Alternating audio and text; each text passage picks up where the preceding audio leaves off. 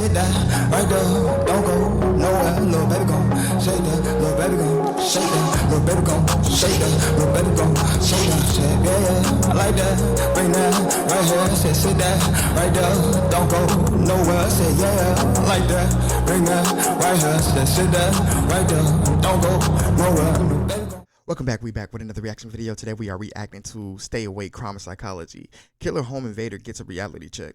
Let's get right into it.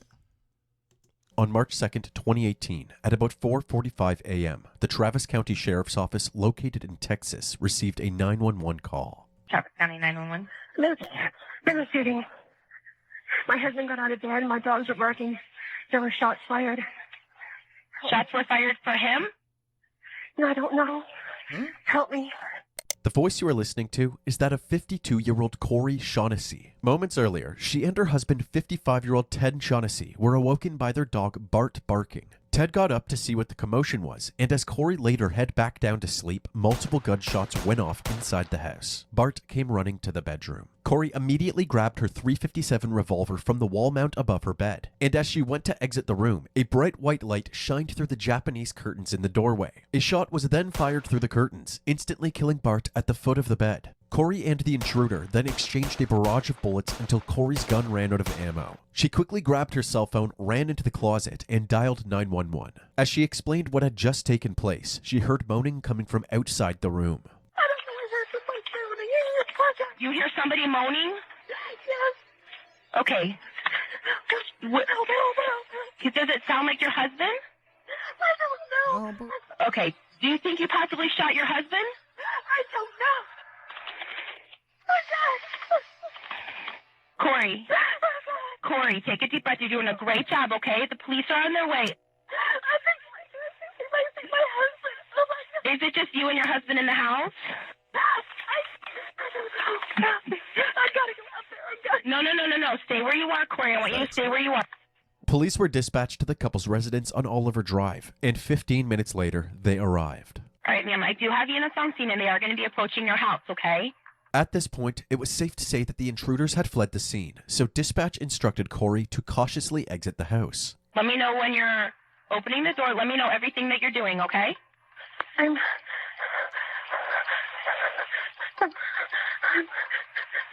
looking out of my closet. As Corey headed toward the front door, she passed by the kitchen where Ted was on the floor, brutally gunned down. Oh, God. Go to the door, ma'am. Go to the door, Corey. Go to the door, Corey. What do you see? What do you see? There's nobody else. Corey opened the door and discovered that no police had arrived at the scene. It turned out that the police had accidentally gone to the house next door. I can't. There's nobody near my husband.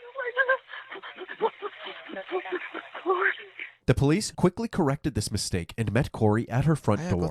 She was visibly shaken, so one of the officers escorted her to a squad car away from the crime scene. Now safe and with someone to talk to, she grieved the loss of her husband of 30 years. He's fine. It's my entire life. No. Corey then asked if she could call her best friend Karen. What is going on? You Karen? Yeah. You're Corey? What's the matter? Ted's dead. No. Yes. No, where are you? Where are you? As difficult as it was telling Karen the tragic news, Corey's next task would prove to be even more painful, informing her adopted son of 19 years, Nick Shaughnessy, that his father was dead. Damn. I need to call my son. Okay. Nick. Mom, Dad's dead. Nick. What? Nick, Dad is dead.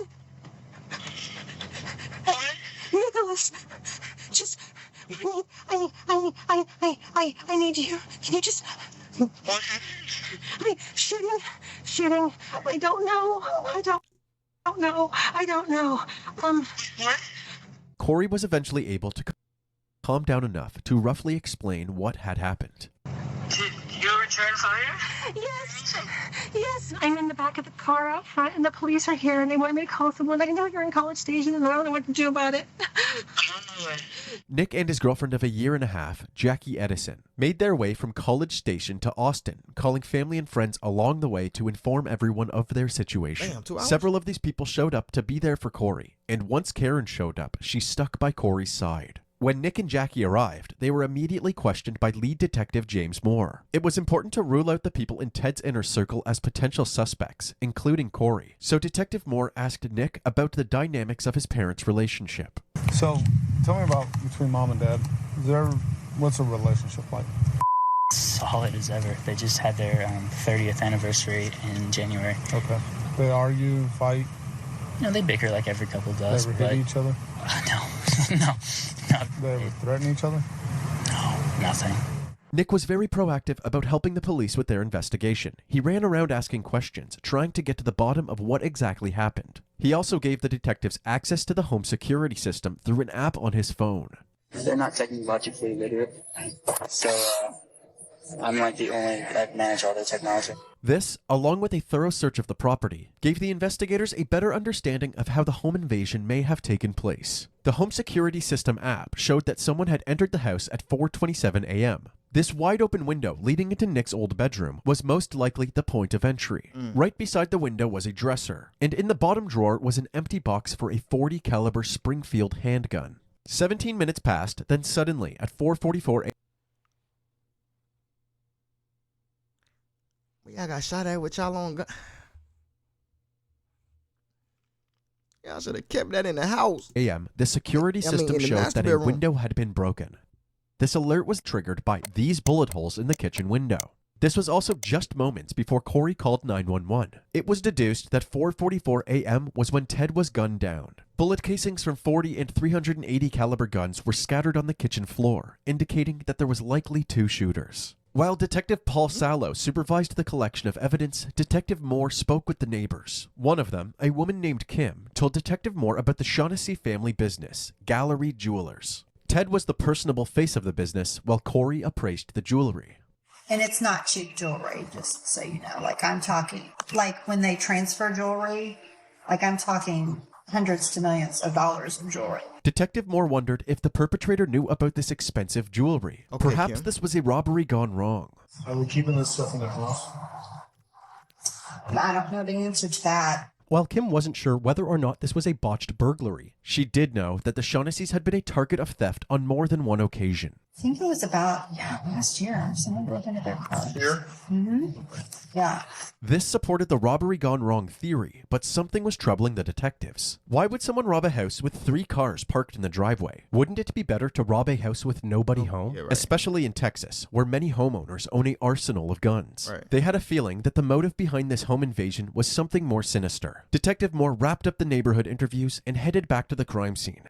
Nick and Corey were photographed and their hands were swabbed for gunshot residue. They were then asked to come to the station for a proper interview. After collecting her clothes for evidence, they had Corey recount the home invasion from her point of view. She was clearly traumatized. I didn't hear anything until the dog started barking. I was gonna die. I really didn't. Were you able to tell if I shot somebody? Yeah, I mean, that's something that we may be able to learn. They asked Corey if she knew anybody who would want to hurt Ted. This caught her off guard because she assumed it was a robbery gone wrong, but the detectives explained why they were now doubting that theory. You see what I'm getting at is somebody doing this at night. It's a very risky thing, especially in Texas, because a lot of people in Texas own guns. I mean, it does happen, but I mean that's a big risk for somebody to try to pull off. I can't imagine anybody knowing us doing that. Following this brief questioning, they held a formal interview with Nick. I'm trying to think of anything that could be helpful. Nick told the detectives that Kim, the neighbor that they had talked to earlier, was going through a divorce and employed Nick as a private investigator. She wanted to confirm that her husband was cheating on her. Her husband was cheating on her, and I looked into that for her. So what did you find out? He was staying at a female's residence for a long period of time and saying he was elsewhere. When I had access to his car, I put a little a tracker in it for her that she could see via the app. So she knew where he was, when he was, and so much he said, like, oh, I'm at the golf course, well, you're at her house, that sort of thing. Now, I do not know if he ever found that out, that I was responsible for that. This information opened up several possibilities. Maybe Kim's husband found out and had Ted killed as revenge against Nick. Or maybe Kim was actually the intended target, but the hitman mixed up the houses, just like the cops did earlier. After all, one of the vehicles in the Shaughnessy driveway was a white Mercedes, which Kim also happened to own. The detectives decided to head back to Kim's house and speak with her again. Hey, Sailor. Okay. Yeah, we've talked on the phone. Hi. She told the detectives that she was somewhat close with Nick, since she frequently had him house sit, dog sit, and even babysit for her when she was away from the house. How about any, like, investigative kind of things? Okay, yes, that's not really investigative, but I did have him follow I forgot about that. Okay.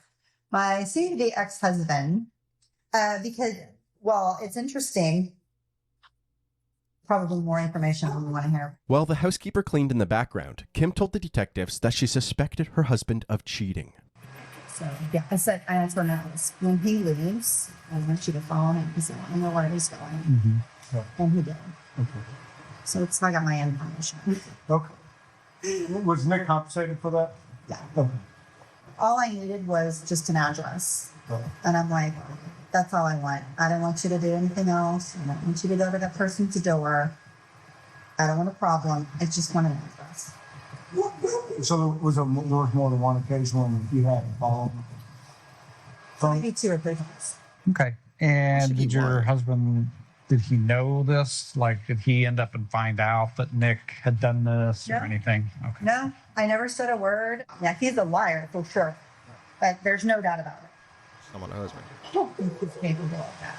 Kim turned out to be right about this, as detectives followed this lead and ultimately confirmed that her soon-to-be ex-husband was in fact not involved. But this wasn't the only promising lead that the detectives gained from their interview with Nick. They had asked Nick about the open window in his bedroom. Apparently, Nick and his best friend Spencer would use that window as their personal entrance and exit to get in and out of the house, so he would sometimes leave it unlocked. The detectives asked Nick to tell them more about Spencer. He's not as fortunate as I to have parents that will help him, like mine are. So he works at his Home Depot job, hating every second of it. When he's not there, he's studying for his job or his school at Texas State. Nick also told them that he had lent Spencer one of his guns, a .380 caliber pistol, the same caliber as one of the guns that shot Ted. The dots were beginning to connect. Spencer, someone for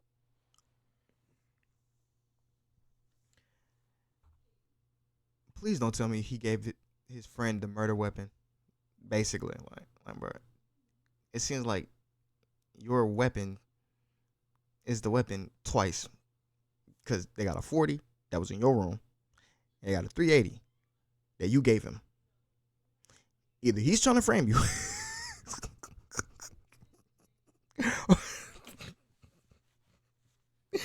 or you're an idiot. Like, bro, what? There's no way. Like, I'm not giving you the, and then I give you the gun, and then you say, yeah, bro, I'm gonna use it on your dad. Forced to work a crappy job to pay the bills. Someone familiar with where the Shaughnessy safe was seemed to be the only one besides Nick who knew about the unlocked window. And he may even have one of the murder weapons. Naturally, the detectives reached out to their new suspect. Hey, is this Spencer? Yes, sir. Hey, this is Detective Moore. I'm with Travis County Sheriff's Department. How you doing? I'm getting better. Detective Moore asked Spencer when he was last at the Shaughnessy house. It wasn't more than like a month ago. Okay. Can you tell me like how that night went? You know, I mean, that night was fun. We had talks. I told them about my work. Everyone was just in a great mood. I mean, we just had dinner. We had some drinks. We were having fun. We were just getting along just like a normal family, really. You guys never left the house at night? Not that night, no, but on previous nights, we usually would go out to the barn. The barn was located on the Shaughnessy property, and Spencer and Nick would often enjoy some late-night drinks there. So when y'all would go to the barn, can you tell me about that? How would y'all leave the house and get back in and all that? Usually we go out through one of Nicholas's bedroom windows. Okay. Do you remember the last time y'all did that? No, not really, no. It was recent, but not like in the last month, no. This conversation ended there, but they weren't done with Spencer just yet. They were able to obtain some search warrants for his house, phone, and car. And in the car console was the 380. Oh, God. You've had it with you? Yeah. This whole time? Yeah. The detectives were certain that they had their shooter. However, they did a forensic test on the 380, and it was confirmed that this weapon was not used to kill Ted. Ultimately, there was no evidence indicating Spencer's involvement, so this lead fizzled out as well. Forensics also confirmed that none of the bullets that killed Ted were fired from Corey's gun. But she wasn't completely ruled out yet. It was still possible that she was involved in setting up the home invasion. After all, with Ted being gone, not only would she be the sole owner of their assets, including the jewelry business and the house, but she was also the beneficiary of Ted's life insurance payout, $1 million. The detectives kept her on their radar as a potential suspect as they continued their investigation. They went to the Shaughnessy household where Corey, Nick, and Jackie were staying for the time being. They wanted to ask Corey about the missing .40 caliber handgun, especially since it was the same caliber as one of the murder weapons. Right. Corey said that they always left it on a shelf at the jewelry store, so she and the detectives headed over to see if it was there. However, it was also missing from that spot. The question was, where is it now? After going back to the house, they asked Nick that same question. He told the detectives that his father let him borrow it, but he returned it soon after. Yeah. I took it to College Station, and then Father wanted it back. We have no idea where he may have. Father didn't tell me any intentions with it. With no significant progress in Ted's case thus far, the detectives wondered if they had somehow missed something. They reviewed all of the evidence over and over again, and at one point, while looking through the home security system data, they noticed something strange. Nick had opened up the app on his phone at 5:39 a.m., 5 minutes before Corey had informed him about Ted's death. They began to question the things that Nick had said and done that they had initially overlooked. From the moment Nick showed up at the crime scene, he was inserting himself into the investigation. For example, on top of giving the police access to his parents' home security system, he offered access to his home security system as well. Something that might be able to help y'all if you want to rule her and I, my home security system, I'm on it every night. I have cameras that show my entry and exit that I can view via my phone, if that helps.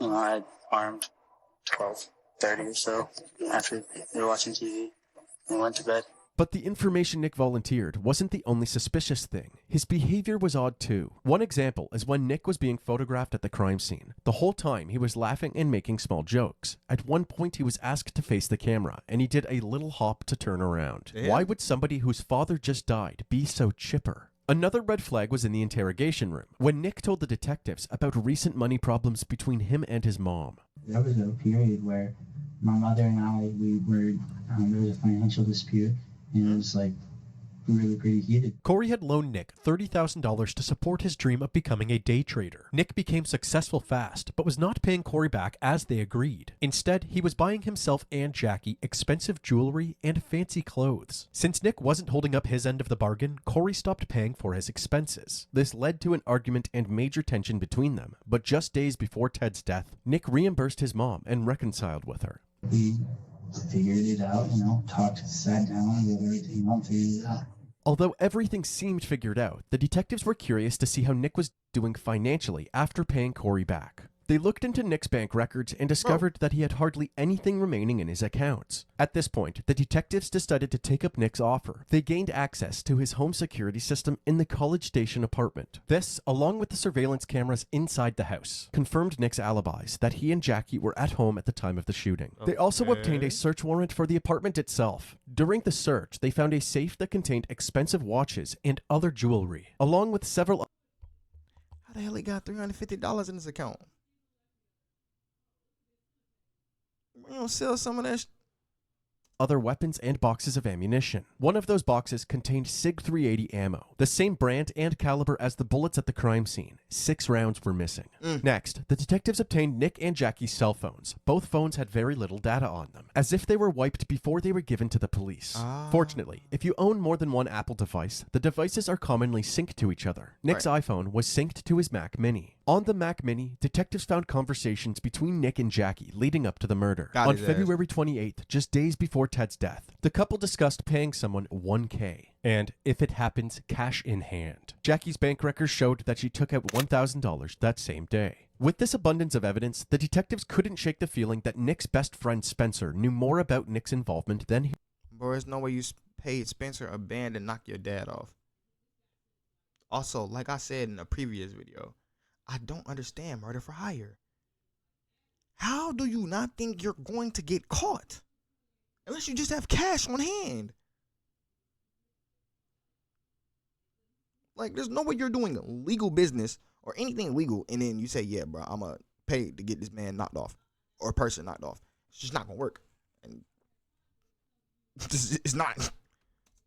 He was letting on. They met with him again at the station. It seemed that Spencer realized the direction that this investigation was heading. As a result, he was much more forthcoming with the detectives this time around. He told the detectives about driving around with Nick and Jackie as they discussed the idea of killing Nick's parents. He said, after my parents go, I would have $8 million. Has he ever directly asked you to kill his parents? Yes. Apparently, Nick had offered Spencer money in exchange for killing his parents, and Spencer declined. Following this interview, authorities felt that they had enough evidence to arrest both Nick and Jackie, and on May 29, 2018, that's exactly what happened. Nick was charged with capital murder, and his bond was set at $3 million. Damn. Also, you're just dumb. My thing is, your parents are successful at the jewelry, whatever, right?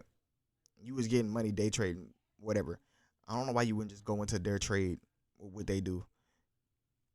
And you realize sooner or later you was gonna get money from them because you're like their only kid. They adopted you, like they clearly loved you. I hope. But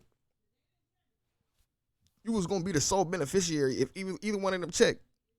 Naturally, why would you try to take them out the game early? All this gonna do is get you in prison, and you're not gonna get no money. That's crazy. Jackie was charged with conspiracy to commit capital murder, and her bond was set at $1 million. Detectives brought Jackie into the interrogation room where she shared her side of the story. Do you prefer Jackie or Jacqueline or Jackie? Shortly after we got married, he asked me if I would stay with him if he ever murdered someone. This odd remark became more serious during a conversation about his father's extremely poor mental health. I didn't see that, but Nick said he did. And he mentioned killing him to end that. And I said, that's crazy, that's stupid, what are you saying?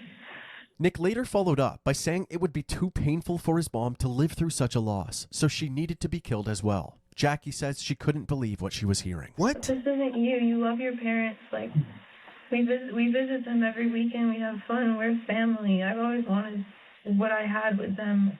I didn't think Nick really had it in him to even think about it, and that's why I never took it as seriously as I should have. So other than his dad, him thinking that his dad was miserable, what other reason would he have to do?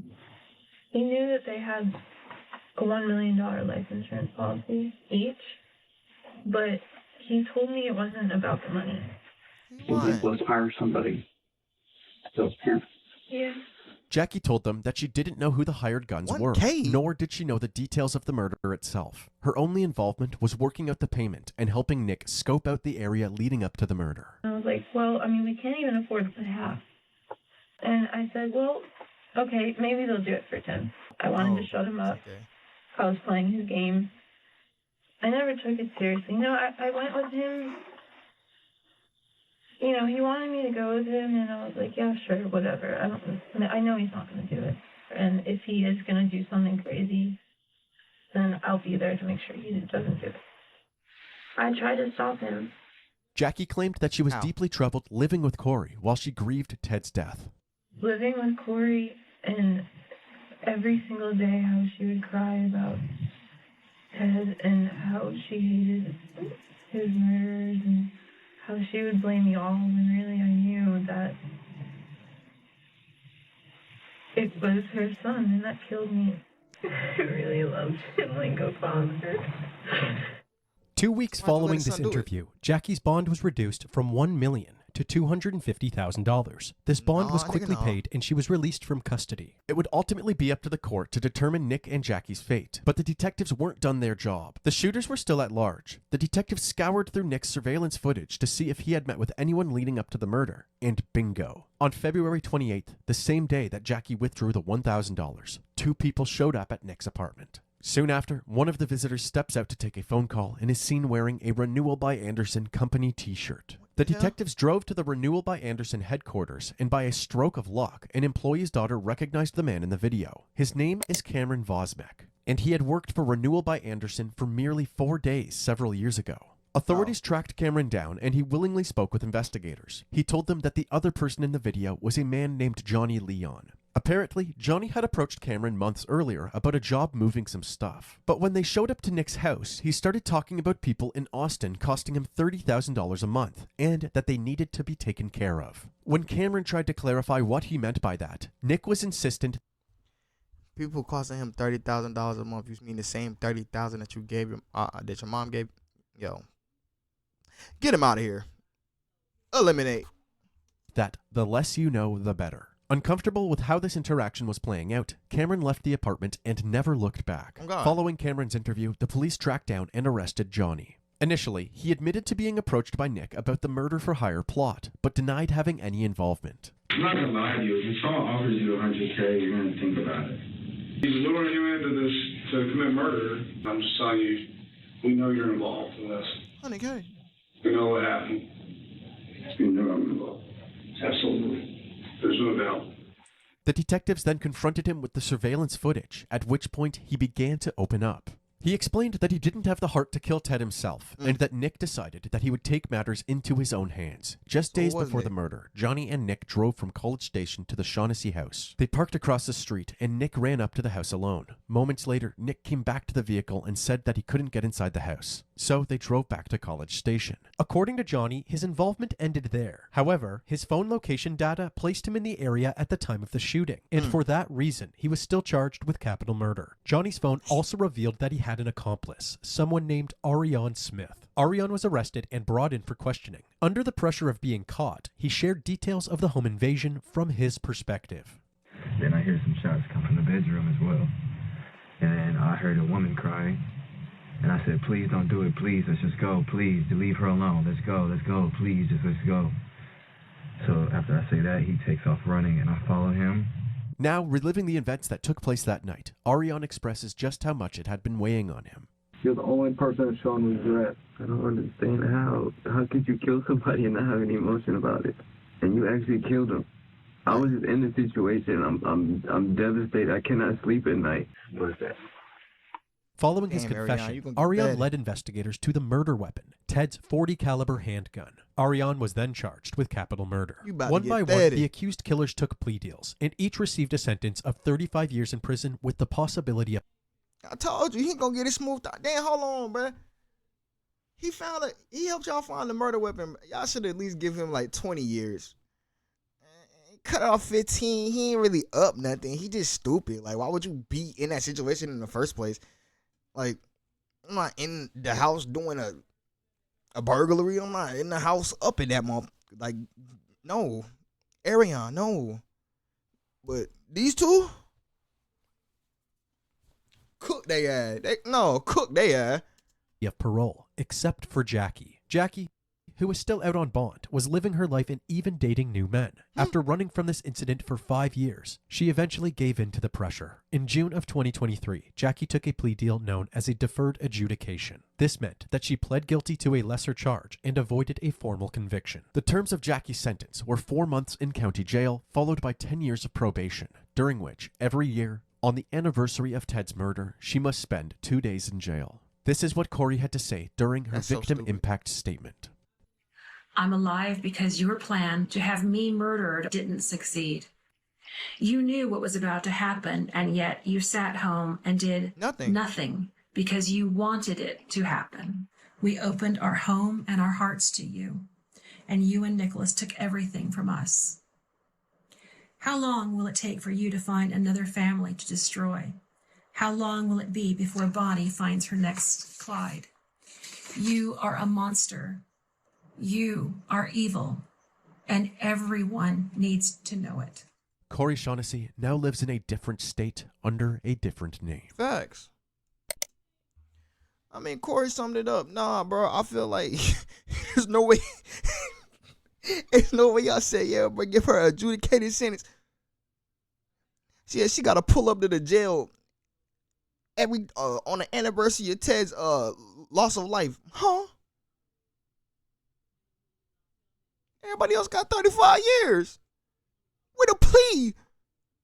Huh? Oh, this is a crazy case. I was confused. I really couldn't figure out who was doing it, bro, until Nick started saying all this other. Yeah, let me do this. Oh, you need this? It might be Spencer. And bro, once you start throwing out other random ass, once you be too helpful in the case, I swear, bro, it just seemed like, nah, bro, you know too much. Like, how are you this helpful?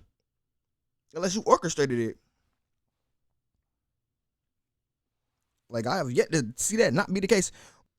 That's the end of the video. Make sure y'all like, comment, subscribe, share the video. I'll catch y'all in the next one. Stay safe, y'all. Oh, also, hit the notification bell so you can stay up to date when I drop videos on this channel. I'm a cowboy, can't stop me, ain't till it's the comment. I just pack, I be feeling the comments. See these guys turn me into a monster. Hey, I'm a cowboy, can't stop me, till it's the comment. I just pack, I be feeling the comments. See these guys turn me into a monster. I'm a cowboy, can't stop. Hey, all that pain got me feeling jaded. Many to roll when to make it. Still plugged into the mix, but lagging out before the update. Drop back in, different time, same location.